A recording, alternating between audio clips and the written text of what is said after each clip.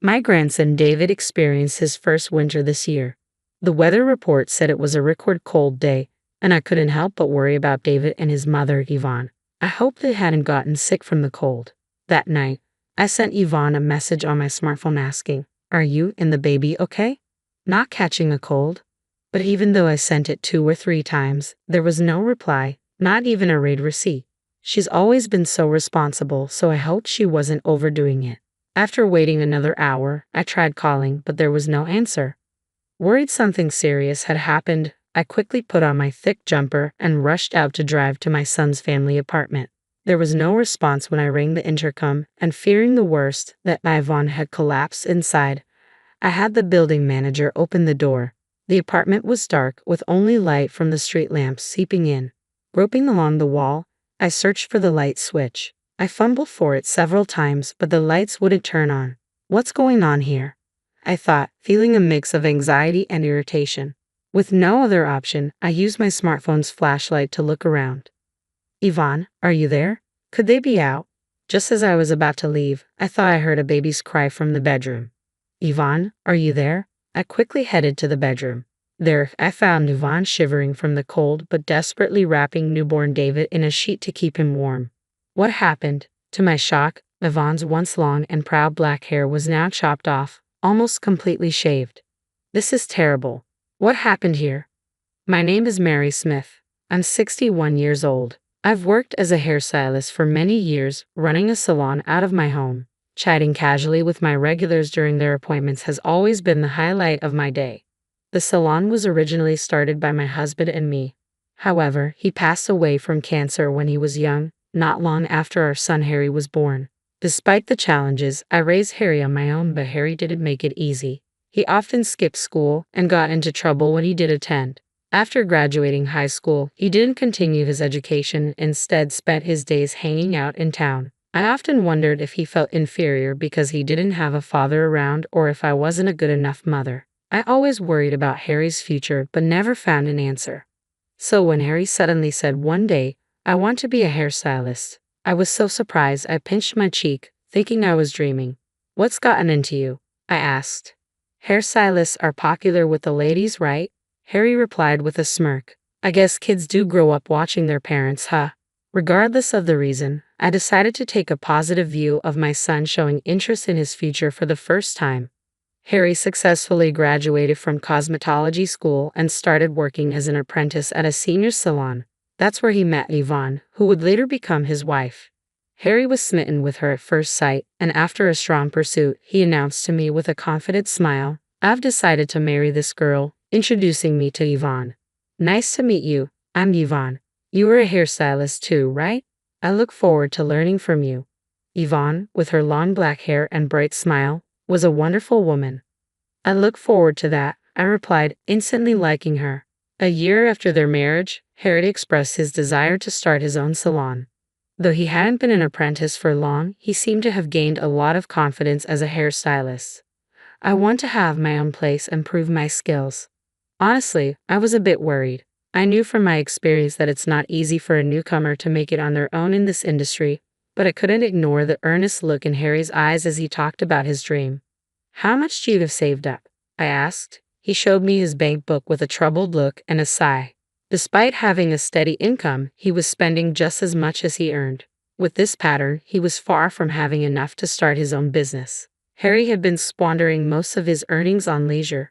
Perhaps I should have advised him to give up then, but I smiled and said, "Don't worry about the money." Indulging him was maybe my way of making up for the loneliness he felt growing up without a father. Truth be told, I hadn't touched the life insurance money left by my late husband. "It's for Harry. You forgive me, right?" I whispered to my husband's portrait. One of my regulars was knowledgeable in real estate, so I consulted with her. "That place would be perfect," she said. It was a property that had been used as a barber shop until half a year ago, but the owner had retired due to old age. The location wasn't bad, and she thought it might be just right for Harry's new start. During the renovation, one of my regulars said, "Use my husband. He just lazes around the house on his days off anyway." Another chimed in, "My son's studying architecture in college and is home for the summer break. He can help out too, get some hands-on experience." Thanks to their help, the construction went smoothly. Once we got the health department's approval, the salon opened in no time. I never imagined I could set up my own business so quickly. You should thank everyone. It's not something you could have done alone. I know. I'm grateful to you, Mom, Harry said. Then I handed Harry the bank book containing the remainder of his father's inheritance. The purchase and renovation costs were lower than expected, so there was still more than half left. This is a gift from your father to you. Use it wisely for business expenses and don't you dare waste it. Yeah, I'm not a kid. I get it, Harry said, chuckling in annoyance. Don't worry, I'll keep a close eye on Harry to make sure he doesn't spend the money foolishly, Yvonne said with a bright smile. Her words made me laugh. With Yvonne's help, I didn't need to worry about interfering any further. I optimistically decided to watch over their business from a distance. But soon, I realized my optimism was misplaced. Yvonne occasionally visited my salon to update me on their progress, and each time her expression grew more somber. 3 months after Harry's salon opened, she confided, "Harry's not putting his heart into the work." What? Harry, why? He was so enthusiastic at first. Sure, he thought his skills would bring in customers, but within a month, he stopped smiling and began treating customers coldly. As a result, our reputation has plummeted and customers have stopped coming. I couldn't believe what I was hearing. Harry had wanted his own salon so badly. What had changed in such a short time? Harry thought that being a good hairstylist was all it took, but running a salon is more than that. Yvonne sighed. She was right. Business doesn't work on the quality of your work alone. Customer service plays a huge role in success. It seemed Harry was missing that fundamental understanding. So, what's Harry doing now? I asked. He's frustrated about the lack of customers and spends his days drinking. If he doesn't get his act together, we'll lose even more clients. Right now, I'm handling the customers we do have, but if our reputation keeps dropping, the business will only get worse, Yvonne explained, looking like she was on the verge of tears. I felt the same way. All right, I'll have a serious talk with him next time I see him. Thank you so much, Yvonne said, bowing deeply before brushing back her long black hair. Your hair is always so stunning, I commented, trying to lighten the mood. I started growing it out in middle school, she said proudly. Being that long, any particular reason? Are you familiar with hair donation? Yvonne looked at me earnestly. Hair donation. I think I heard about it at a hairstylist's meeting, but I don't know much about it. Yvonne's eyes sparkled as she explained, it's about making wigs from real hair for children who've lost their hair due to congenital diseases, illness, or accidents. I've been growing my hair to donate to organizations involved in this. Isn't it wonderful to be able to help someone? I read an article about an actress who was doing it and thought maybe I could do that too. Wow, that's really admirable, especially for someone as young as you, I said, overwhelmed by Yvonne's passion. 6 months into her marriage with Harry, Yvonne got pregnant. She's always been so conscientious, always pushing herself too hard. When I'm not looking, Yvonne, this is the most crucial time. You really shouldn't overdo it, I repeatedly warned her. She'd just lightly laugh and say, don't worry, I'm taking it easy, consulting with the baby in my belly. But in reality, Yvonne worked at the salon right up until the last month of her pregnancy, supporting the family while Harry's attitude worsened. Every time Yvonne updated me, I felt my own shortcomings as a mother. One day, I finished work early and decided to check on their salon. I ran into Harry just as he was about to leave. Where are you going? Out for a drink. There won't be any more customers today anyway, he said nonchalantly, laughing off the situation. The lack of customers had become normal for Harry, and he wasn't even trying to improve things anymore. You're about to become a father, you know. Harry just waved his hand dismissively and hopped on his motorcycle. We're not done talking. Think about Yvonne for once. Yeah, I'll do that when I feel like it. He laughed and sped off. Inside the salon, Yvonne was cleaning the floor. Today we managed to get just one customer, she said, smiling brightly despite looking exhausted. Are you eating properly? You need to get enough nutrition. Don't worry about me. It's not just about you, it's for the baby, I said sternly, making sure she understood the gravity of the situation. Yvonne teared up a bit and thanked me. At times like this, a father should be there to support her. I wanted to shout at Harry, who was nowhere to be found. Yvonne told me the salon wasn't doing well and that Harry was spending money recklessly every night. Giving that babe book to Harry was a mistake. I regretted my decision. Despite being busy, Yvonne never neglected her hair care. Gently stroking her belly, she said, "I want to teach my child the joy of helping others." That's when I realized I wanted to support her since my son wasn't of much help. I decided to assist Yvonne at their apartment. "I'm always sorry to trouble you." "Don't worry about it. Just focus on the baby," she replied. It was my fault for not raising my son right.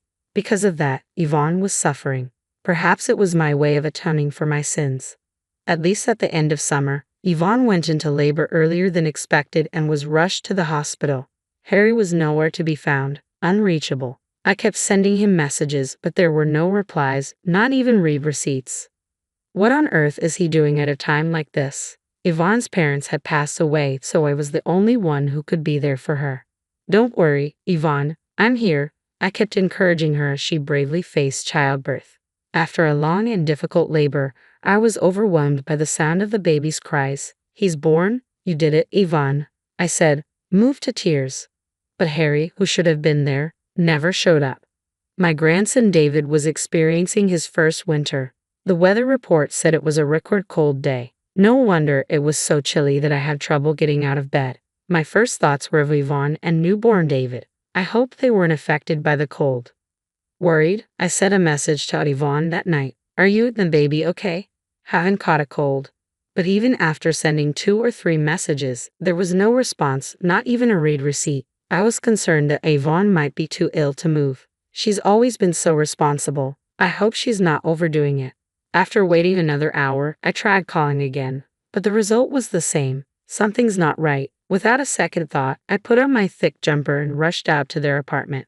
When I arrived, the place was engulfed in darkness. It's not uncommon for families to travel abroad during the holidays, but I hadn't heard anything about a trip from Yvonne and Harry, and they likely couldn't afford it anyway.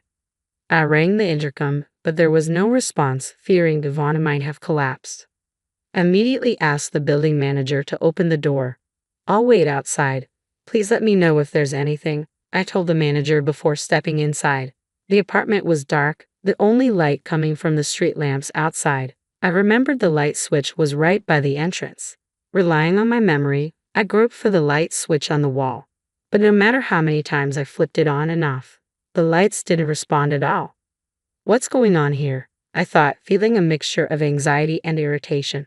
With no other option, I used my smartphone's flashlight to illuminate the room as I stepped inside. "Yvonne, are you here?" I called out in the living room, but there was no answer. Maybe they had just gone out.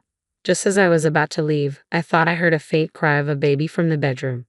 "Yvonne, are you in there?" I quickly headed toward the sound. There was Yvonne, shivering from the cold, desperately wrapping newborn David in a sheet to keep him warm. What happened here? When I shone the light on her, I was shocked to see that her once long, proud black hair had been roughly cut off, almost to the scalp. Her eyes, red and swollen from crying, looked at me helplessly. "This is terrible. How did this happen?" I took off my jumper and draped it over Yvonne. "It's okay now. Just tell me what happened as much as you can." Yvonne began to speak slowly. She said that Harry had continued his daily escapades even after David was born. Eventually, they couldn't pay the electric bill anymore, and Yvonne, unable to bear it any longer, Yvonne scolded Harry. She had just wanted him to be more responsible as a father, but her pleas fell on deaf ears. In a fit of rage, Harry grabbed a pair of practice hair-cutting scissors and started cutting off Yvonne's hair. At first, Yvonne tried to resist, saying, "Stop it," but fearing any further resistance might accidentally harm David, she stopped resisting. Harry laughed mockingly, saying, "Now you won't be able to show your face in public." I was speechless at my son's cruel actions. "Why didn't you tell me it had gotten this bad?" I asked. "I'm sorry, Mom. I'm so sorry," Yvonne apologized, blaming herself again. "No, Yvonne, it's not your fault. You're not the one to blame here. It's Harry. You did nothing wrong." I knew Yvonne hadn't confided in me because she didn't want to worry me. I hugged her tightly, tears streaming down my face. The whole situation was a result of my overindulgence in raising Harry. My heart burned with shame and anger at my own failings and my son's inability to empathize with others. Taking a deep breath, I called Harry. "Hey, Mom, long time no talk." "What's up?" he answered, calling all of a sudden. Just wanted to hear your voice. How's everything over there? Are Yvonne and David doing okay? Of course, everyone's fine and doing well. I've been calling home, but no one's picking up. Where are you now? There was a brief pause in his voice, as if he was concocting an excuse. Actually, we're a family of 3 in Hawaii. We'll be back next week. Hawaii, huh? That sounds nice, I responded, though I knew he was blatantly lying to me. What had I been doing all these years, taking care of Harry after losing my husband at a young age? I worked non-stop as a hairstylist. It was all to raise Harry into a respectable person. When he expressed a desire to become an independent hairstylist, I fulfilled his wish without hesitation. Yet Harry carelessly squandered the inheritance his father left, using it for his own pleasures and even mistreating his wife and child. My expectations for Harry turned into profound disappointment. What would you like as a souvenir? I'll bring you something nice, Harry asked. Anything's fine. You're coming back next week, right? Safe and sound, I replied. Hey, Mom, you sound a bit off. Is something wrong? Harry seemed to sense something, but I ended the call without responding. I informed the building manager waiting outside of my plans and decided to take Ivani and David back to my house. Then I started making calls to every place I could think of. A week later, Harry called me cheerfully, announcing that he had just landed at the airport. I'm back, Mom, and I've got souvenirs for you, he said, pretending to be the caring son. But my heart was no longer deceived by his act. That's nice to hear, I replied in a flat tone, though Harry didn't seem to notice anything unusual. About an hour later, a taxi pulled up in front of the apartment. Harry, clearly having enjoyed his solo trip to Hawaii with distinct tan lines from sunglasses around his eyes, unloaded a bunch of luggage from the trunk. He took out his keys, expecting to enter the apartment. Where his wife and son should be waiting, he must have thought that once he inserted and turned the key, the door would open immediately. However, no matter how many times he tried, the key wouldn't fit the lock. What's going on here? He exclaimed in frustration. I approached him quietly from behind and asked with a smile, Did you enjoy your trip to Hawaii? Though my heart was boiling with anger. Mom, you're here, Harry said, relieved to see me, misunderstanding the situation. Listen, Mom, I just got back and tried to enter the house, but the key won't fit. It must be Yvonne's prank. Punishing me for going on a trip alone. He tried to paint himself as the victim, blaming Yvonne, leaving Yvonne, who just gave birth, and newborn David behind. What were you doing? I told you I was in Hawaii with my family, Harry protested, suddenly panicking. Didn't you just say you went on the trip alone? I pointed out the contradiction. Harry was at a loss for words. You really have the nerve to lie about taking a family trip to Hawaii. Yvonne was here with the electricity cut off, shivering in the cold, holding David close to protect him. And to think she cherished her long hair, and you just cut it off mercilessly. Don't you feel any remorse as a human being? I guess I messed up there, but right now I just want to get inside the house. It's freezing in Japan, Harry replied, rubbing his arms theatrically, showing no sign of remorse. The cold Yvonne and David endured is nothing compared to this. Plus, you no longer have a home here. I've already canceled the lease on the apartment. It's time you find your own place to live, I stated firmly. Cancel the lease. What? Why would you do something like that without asking me? Harry protested, suddenly panicking. But the apartment was leased under my name after all.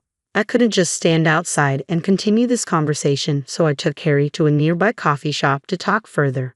Harry sipped his coffee silently, probably not even tasting it. He kept glancing between me and his coffee with a pale face. You were so strapped for cash that you couldn't pay the electric bill. Yet you managed to go to Hawaii, I said, watching Harry grimace. Finally, he began to spill his selfish reasoning. He admitted that right from the start of his business, he was showing off to friends and women he picked up at the salon, spending his father's inheritance on his antics. He knew such spending would quickly deplete any fortune, but after getting a taste of the power of money, he continued his lavish lifestyle even after the inheritance ran out, racking up debts to buy gifts and take trips. You're quite the big spender, aren't you, especially for a failing business? I remarked. Don't worry, I'm a professional hairstylist. Once I get serious clients, they will come flooding in, and I'll be able to support my family, Harry replied with unfounded confidence. I looked at him coldly. Your salon? I've already sold it, all the equipment too. It's too late to get anything back. I shattered his baseless confidence. That's a lie. Why would you do something like that? Harry's face turned red as he slammed his hand on the table. Oh, you were planning to continue with the salon? I thought you had abandoned it since you left everything to Yvonne. Besides, I bought the building and land in my name. You have no right to complain now, I retorted. But I was just trying to attract customers. I had it all planned out. Harry's eyes looked like those of a child about to burst into tears. If you're so confident in your skills, you should be able to start over from scratch, I said coldly, then left the coffee shop after placing money for the coffee on the table. A month passed, Yvonne and I avoided any contact with Harry. But unpleasant rumors inevitably reached my ears after I pushed him away. Harry apparently ran to his friends begging for money, but they were the kind who gathered around him for his money. Naturally, nobody was willing to help a financially drained Harry. He even got reported to the police for stalking some of the women he picked up at his salon. Although he only received a stern warning from the police, the lack of support from his acquaintances hit him hard, and he completely disappeared from our lives. He's probably living alone now in fear of harsh debt collectors. All this is the consequence of his own actions. My anger towards Harry isn't just about his reckless spending. What's unforgivable is how he neglected Yvonne and David, pushing them into hardship, and above all, cutting off Yvonne's long hair, which she had grown out for years for a noble cause, thereby potentially robbing unknown children of a brighter future.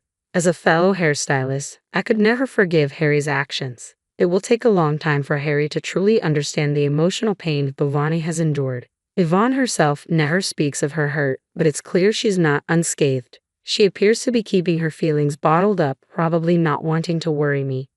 Wanting to do something to help, I reached out to my hairstylist friends and had a special wig made for Yvonne. It won't make up for my son's wrongs, but please use this, I said. Thank you, Mom, Yvonne said with a smile, though tears were streaming down her cheeks. Using my aching back as an excuse, I asked Yvonne to help out at the salon. She threw herself into the work, seemingly trying to forget her emotional scars. Hello, David, a regular greeted, and David in his cradle burst into giggles. Now some customers even come to the salon just to see him. He's like a little mascot, a baby that brings in good fortune. Yvonne, regaining her strength both physically and emotionally, has started the process of divorcing Harry. Seeing Yvonne's smile makes us all feel like we've shed 20 years, but it's true. Yvonne and David have brightened up the salon considerably. Attracted by Yvonne's cheerful atmosphere, more and more mothers with young children have become regulars. Let's have a great day today. Hi, how are you? Now the salon is filled with smiles again. In a quiet corner, David is peacefully sleeping, his cute little snores filling the air.